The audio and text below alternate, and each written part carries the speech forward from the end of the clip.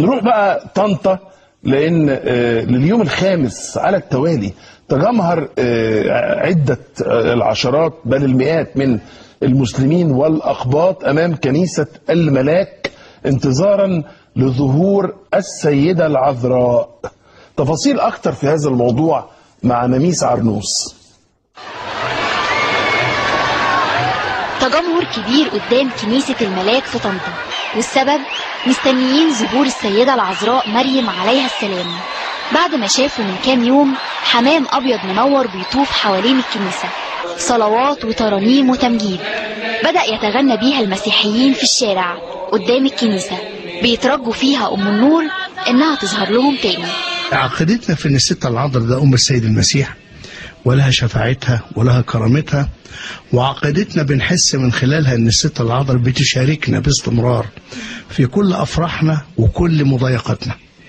والاحداث الماضيه السابقه لظهورها في اماكن كثيره كانت بتدل على كده، حاله من الفرحه والسعاده والترقب والانتظار لظهور اي مؤشر يدل على ظهور السيده العذراء.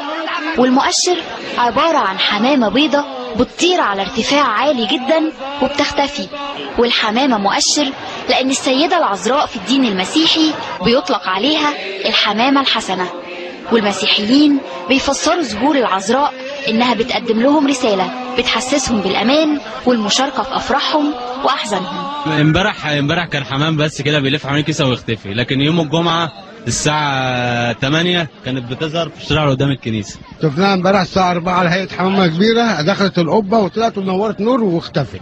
شفت الست العذراء جاية من اليمادي ولفت حوالين المنارة. العذراء لفت الساعة 12 الا تلت حوالين القبة والمنارة 3 مرات لف رايح جاي. هو السنة دي حصل كتير، والجديد فيه انه حصل في كذا مكان. يعني العذراء لما بتظهر كانت بتظهر في مكان واحد زي الزيتون زي شنتنا الحجر، بس السنة دي ظهرت في كذا مكان وفي كذا مكان مع بعض.